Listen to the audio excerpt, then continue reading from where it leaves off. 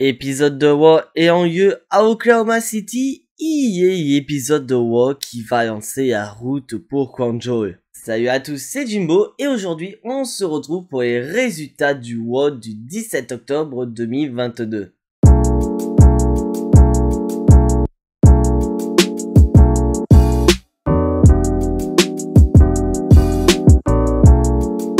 Allez, pas de temps de l'introduction, on attaque directement au vif du sujet, car nous avons le tout-puissant Bobiyashi qui est dans le ring et qui veut que Brock Lesnar ramène ses fesses. Et donc pourquoi Bobiyashi veut confronter Brock Lesnar? Car pour tous ceux qui n'ont pas regardé le dernier épisode de WoW, Bobiyashi devait défendre son titre de champion des États-Unis face à Seth Rollins, sauf que Bobiyashi a été attaqué dès le début par Brock Lesnar. Une attaque qui pourrait être la cause du perte du titre de champion des États-Unis pour Bobiyashi. Et c'est un Brock Lesnar annoncé par la WWE qui se présente et qui va faire face à Bobiyashi. Mais si vous connaissez tous Brock Lesnar, c'est pas vraiment le genre de gars qui va s'expliquer avec sa bouche, c'est plutôt le type de gars qui va s'exprimer avec ses poings. Et c'est donc une bagarre qui va éclater entre le tout-puissant et la bête, une bagarre qui va se terminer par la victoire de Bobiyashi. Un Bobiyashi qui a pris l'ascendant psychologique sur Brock Lesnar, et on peut imaginer pas mal de choses pour la suite. Et c'est sans aucune surprise que un peu plus tard dans la soirée, la WWE annonce que Bobiyashi fera face à Brock Lesnar lors de Quanjol. Un match que j'attendais avec impatience. Et concernant les matchs de Quanjol, je vous donne rendez-vous demain pour ma prédiction de Quanjol. Et là on peut dire que dès le début, la table des commentateurs n'est pas restée fort. De quoi bien lancer cet épisode de WoW. Donc suite à cette bagarre entre Brock Lesnar et Bobiyashi, on va démarrer par le tout premier match de la soirée. Un match qui a été annoncé par la WWE qui va opposer Luke Gallows et Karl Anderson et Good Brother contre Otis et Chad Gable, Alpha Academy.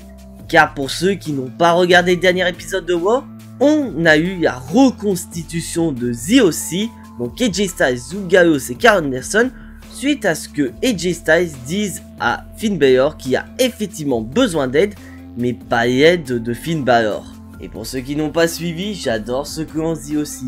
Et donc on va passer directement au match, donc sans aucune surprise, c'est Luke Gallows et Karl Anderson qui vont remporter le combat, car je vous rappelle qu'il faut quand même y mettre en avant cette équipe, car on peut supposer une rivalité face au Judgment Day. Et en parlant du Judgment Day, nous avons ces derniers qui vont arriver et qui vont littéralement lancer un défi à The OC. Un défi qui a été accepté par AJ Styles. Donc on a un deuxième match annoncé à Quanjol durant cet épisode de WoW où The OC feront face à Judgment Day. Mais il y en a un qui n'est pas patient. Car en effet, on a AJ Styles qui ne veut pas attendre Quanjol et qui veut littéralement ce match tout de suite, maintenant, lors de cet épisode de WoW. Mais suite à un petit pic d'AJ Styles, on a Dominic Mysterio qui veut en débattre avec AJ Styles, donc il va lui lancer un défi, AJ Styles contre Dominic Mysterio un peu plus tard dans la soirée. Et c'est sans aucune surprise qu'AJ Styles accepte ce défi. Donc on aura un peu plus tard durant cet épisode de WoW, AJ Styles qui fera face à Dominic Mysterio. Un beau duel de génération en perspective. Et là mes chers amis Catchadicts, on va enchaîner avec un tout nouveau segment. Un segment qui va concerner notre tout nouveau champion des États-Unis, Seth Rollins. Une entrée de Seth Rollins que je kiffe toujours. Mais avec un titre de champion autour de ses reins, ça lui donne un peu plus de charisme. Et là, on va avoir un Seth Rollins qui va prendre le micro et qui va dire que tout ça faisait partie de son plan. Car pour rappel, mes chers amis Catchadicts, Seth Rollins faisait face à Matt Riddle dans un Fight Pit match lors du main event d'Extreme Rules et Seth Rollins avait abandonné face à Matt Riddle. Et que le lendemain à WoW, Seth Rollins affrontait Bobiyashi pour le titre de champion des États-Unis. Et bien sûr, suite à ce qui s'est passé entre Bobiyashi et Brock Lesnar, Seth Rollins en a profité pour le battre et devenir ainsi notre nouveau champion des États-Unis. Entre nous, si on avait le choix entre soit perdre un match et devenir champion des États-Unis, ou perdre le match pour le titre de champion des États-Unis et remporter le match à Extreme Rules, je pense que la question ne se pose pas, on va quand même choisir l'option A. Et à la surprise générale, nous avons Mustafa Ali qui arrive et qui va confronter le champion des États-Unis Seth Rollins en disant la vérité, c'est-à-dire que si Seth Rollins a remporté le match, c'est qu'avant tout, Brock Lesnar était présent pour affaiblir Bobby Lashley. Je pense qu'il y a peut-être raison. Et vous, mes chers amis catchadicts, êtes-vous d'accord avec ce qu'a dit Mustafa Ali et que si Bobby Lashley était à 100% de ses moyens, est-ce que Seth Rollins aurait eu une chance de partir du dernier épisode de War avec le titre de champion? Personnellement, je ne pense pas. Un Mustafa Ali qui est venu pour demander un match de championnat face à Seth Rollins. Car pour rappel, il y a de ça quelques semaines, Mustafa Ali avait confronté Bobby Lashley pour demander un match de championnat, mais que comme Bobby Lashley avait déjà ce match prévu contre Seth Rollins, une fois qu'il avait battu Seth Rollins, et bah c'était Mustafa Ali qui aille demander ce droit. Mais Seth Rollins n'a pas trop apprécié les propos de Mustafa Ali, et c'est sans aucune surprise que Seth Rollins va s'attaquer à Mustafa Ali. Une confrontation que Seth Rollins va remporter, et ça peut lancer du suspense pour la suite. Bien sûr, je vous rappelle que dans cet épisode de War, Seth Rollins défendra son titre de champion des États-Unis face à Matt Riddle. Est-ce que Mustafa Ali va intervenir dans ce match de championnat? On va attendre le main event pour avoir cette réponse à cette question. Et maintenant, mes chers amis catchadicts, on va passer à la division féminine. Un match où Dakota Kai et Io Sky, nos championnes tag team de la WWE, vont affronter Candice LeRae et la championne de War, Bianca Belair. Bon, après je vais aller vite dans ce match. Très clairement, c'est un très beau match. Après, quand on voit les 4 catcheuses dans le ring, on n'a pas à s'inquiéter. Et donc, bien sûr, je vous rappelle que Bayley est au niveau des commentateurs. Et c'est sans aucune surprise que cette dernière va intervenir dans le but d'isoler Bianca Belair. Et c'est donc une Candice LeRae toute seule qui va se confronter à Io Sky et Dakota Kai. Et malgré tous ses efforts, elle ne va pas réussir à venir à bout des championnes tag team. Et donc grâce à cela, nous avons Damage Control qui remporte le combat et qui ressort très fort de cette confrontation. Et de l'autre côté, nous avons Bianca Belair et Candice LeRae qui sont les grandes perdantes de ce match. Mais à noter quelque chose. Je sens très clairement qu'on aura encore une confrontation entre Bayley et Bianca Belair dans le futur. Peut-être même dans un futur proche. Et là maintenant, mes chers amis catchadicts, nous allons passer à un retour. Car durant cet épisode de War, nous avons le Hall of Famer de la WWE, le Wrestling God JBL qui est présent. Un JBL qui va en profiter pour tacler Rey Mysterio. Car pour ceux qui ne savent pas, Rey Mysterio a été transféré et qui fait partie maintenant du roster de SmackDown. Et puis on sait très bien que JBL et Rey Mysterio ne sont pas très bons amis. Notamment avec un match à WrestleMania où Rey Mysterio a pris le titre de champion intercontinental de JBL. Et c'est un JBL qui va attaquer Rey Mysterio en disant que Rey Mysterio préfère mieux fuir ses problèmes plutôt que de les affronter. Car je vous rappelle que Rey Mysterio est en rivalité avec son fils. Mais plutôt que d'affronter son fils, Rey Mysterio était prêt à démissionner de la WWE. Mais Triple H a réussi à convaincre Rey Mysterio de rester, mais d'être transféré du côté de SmackDown. Et pour ceux qui n'ont pas vu ma review de SmackDown, je vous laisse aller la voir, car Rey Mysterio a pris une très bonne décision en restant non seulement à la WWE, mais en allant du côté de SmackDown. Mais JBL n'est pas là pour ça, car en effet, JBL va annoncer ni plus ni moins que son nouveau poulain, qui est Baron Corbin. Oui, on a retiré Happy pour remettre le Baron. Un Baron Corbin présent et qui va affronter ni plus ni moins que Dolph Ziggler. Pauvre Dolph Ziggler, je le plains. Un Dolph Ziggler qui va confronter Baron Corbin dans un match plutôt correct, sauf que Dolph Ziggler n'est pas mis en avant dans ce segment. C'est donc sans aucune surprise que Baron Corbin remporte le combat face à Dolph Ziggler. Et franchement, c'est une alliance que j'apprécie entre JBL et Baron Corbin. Parce que c'est vrai que j'avais un petit peu peur pour Baron Corbin, car c'est vrai que ça faisait un petit moment qu'on l'avait pu revu sur les écrans de la WWE. Mais le voir revenir avec en plus une alliance avec JBL peut être très intéressant pour ce dernier. Pourquoi pas dans le futur une confrontation face au champion des États-Unis, Seth Rollins. Et maintenant, mes chers amis catchadicts, on va passer à un match qui a été annoncé dès début à War, le match opposant AJ Styles à Dominic Mysterio. Et franchement, c'est un très bon match entre les deux, mais bien sûr à noter que nous avons le Judgment Day et les Good Brothers qui sont aux abords du ring. Et donc sans aucune surprise, nous avons Rhea Ripley qui va intervenir pour distraire AJ Styles, une distraction qui va plus que payer. car Dominic Mysterio va venir à bout d'AJ Styles et grâce à cette victoire, Dominic Mysterio signe sa plus belle victoire de sa carrière.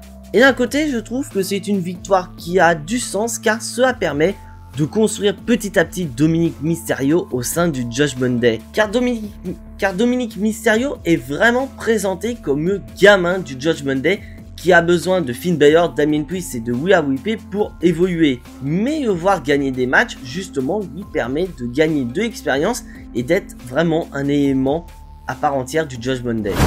Et maintenant, mes chers amis Catch Addicts, on va passer à un match qui nous avait été annoncé la semaine dernière. Nous avons Dexter Lumis qui va affronter The Miz. Mais il y a deux enjeux dans ce combat, car si Dexter Lumis bat The Miz, ce dernier obtient un contrat à la WWE. Mais par contre, si The Miz vient à bout de Dexter Lumis, et bah Dexter Lumis est banni de la WWE. Et à noter que durant cet épisode de Raw, nous avons eu The Miz qui a simulé une blessure car ce dernier ne voulait pas confronter Dexter Lumis. Mais son plan va vite tourner au fiasco à cause d'un certain Johnny Gargano. Mais The Miz a plus d'une idée derrière la tête, car en effet, durant l'entrée de Dexter Lumis, The Miz va l'attaquer dans le dos avec une chaise. Et là, Dexter Lumis va se faire passer un tabac. Un tabac tellement intense que ce dernier ne pourra pas combattre face à The Miz durant cet épisode de Raw. Et c'est un The Miz satisfait qui va venir à bout de Dexter Lumis, mais ce dernier va être à nouveau interrompu par Johnny Gargano qui va sommer tout un tas de mystères. Car Johnny Gargano dit très clairement que The Miz aurait eu un arrangement avec Dexter Lumis et que The Miz n'aurait pas honoré sa part du contrat, ce qui expliquerait pourquoi Dexter Lumis en veut à The Miz. Et d'un côté, ça peut être intéressant d'avoir Johnny Gargano qui s'introduit dans cette rivalité avec les informations qu'il dispose autour de Dexter Lumis et de The Miz. Donc pourquoi pas un triple menace en perspective du côté de Control. Êtes-vous d'accord avec moi, mes chers amis Catch Addicts?